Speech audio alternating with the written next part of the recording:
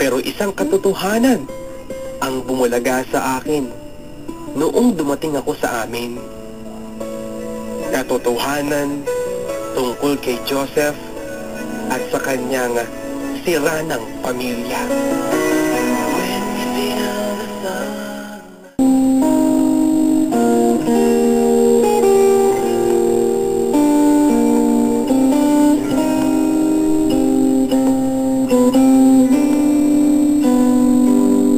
Hiwalay na ang mga magulang ni Joseph. Si Mang Jose ay umuwi na sa kanila sa Maynila at tangay niya sina Jessie at Janelle na siyang mga tunay lang pala niyang anak. Sina Joseph at Josephine ay hindi niya tunay na anak. Anak ni Aling Lorena sina Joseph at Josephine kay Mang Jacob na bulag. Noong dalaga pa si Aling Lorena ay natukso daw siya kay Mang Jacob na kapitbahay lang daw nila. Guwapo at macho nga si Mang Jacob kahit na siya'y bulag.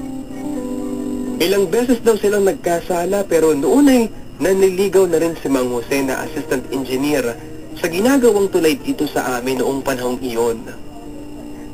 Noong maramdaman ni Aling Lorena na may laman na ang tiyan niya, sinagot niya si Mang Jose. Agad inalay ang kanyang sarili at agad na nagpakasal. Hindi alam ni Mang Jose na dati na siyang naunahan ni Mang Jacob na bulag. Sino ang nagkwento ng mga ito noong nasa Cebu ako?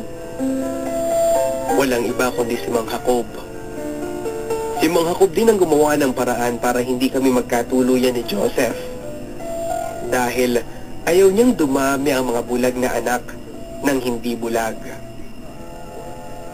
Malabo ito sa pangunawa ko noong una, pero hindi ko na lang pinansin dahil mas kamangha-mangha ang katotohanan wala naman pala silang relasyon ni Magdalena. At hindi sila dapat magkaroon ng relasyon dahil tiyahin ni Joseph si Magdalena. Dahil ama ni Joseph si Mang Jacob na kapatid ni Magdalena. Nalilito ang isip ko sa mga balitang sumasalubong sa akin noon.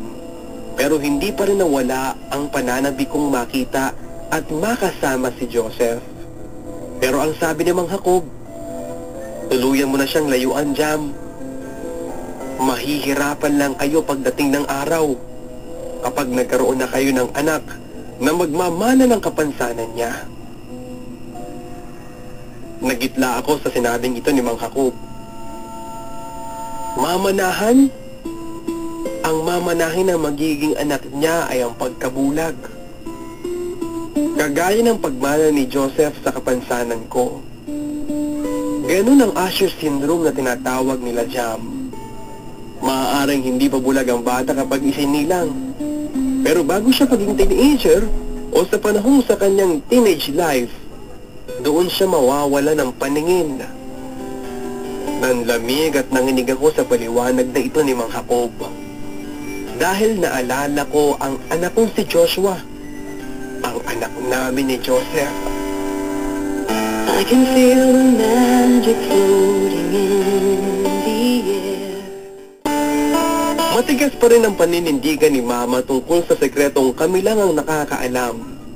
Ang tungkol sa anak ko kay Joseph.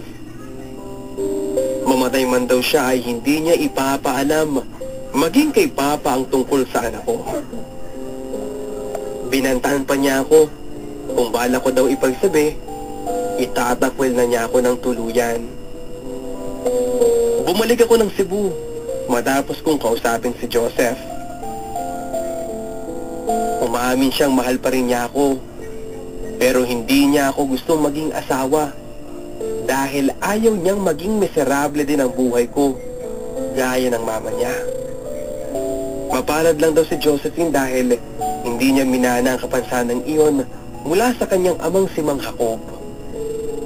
Umiiyak ako habang nag-uusap kami ni Joseph. Hindi ko pa rin napigilan ang sarili kong yakapin siya dahil mahal na mahal ko pa rin siya. Naipaanal ni Benedicto ang kasal nila ng kanyang dating asawa. pareho nilang kagustuhan iyon para daw makasal na rin ang dati niyang asawa sa lalaking sinamahan nito. Nagpakasal din kami ni Benedicto. Iyon ang kagustuhan niya. Pero hindi naman nagtagal ang buhay niya. Namatay si Benedicto sa unang atake ng high blood noong 52 years old na siya. Noong grade 3 na si Joshua ay nagsimula ng umatake ang mga sintomas ng Usher syndrome sa kanya. Nagkaroon ng diferensya sa kanyang pandinig. Humina ang mga tenga niya at nagbe-blurred na rin ang kanyang paningin. Pinapadoktor ko pero wala ding paraan kundi operasyon din kung meron lang daw donor ng mata kapag hindi na siya nakakakita. Grade 5 pa ang anak ko noong tuluyan siyang mawala ng paningin. At doon na nga nagsimulang maging miserable ang buhay ko bilang ina ng isang bulag. Inisip ko'y litong-lito sa mga panahong nais kong malimot. Bakit bang kumabalaki ng iyong mundo ang ginagalawan? Ang buhay ay sadyang ganyan, hindi mapigilan. Hindi mo lang sa iyong puso, kaya mo yan. Pagkabigo at alilangan, umugulo sa isipan. Mga pagsubok lamang yan, huwag mong itigil ang laban. Huwag mong isubok, sadyang labanan. Hindi ko kinaya ang responsibilidad ko kahit pa sabihing may pera na ako dahil sa mga minana ko kay Benedicto. Wala namang gustong mag-donate ng mata para sa anak ko. Nagpasya akong umuwi na lang kami dito at bahala na kung anong sasabihin ng mama.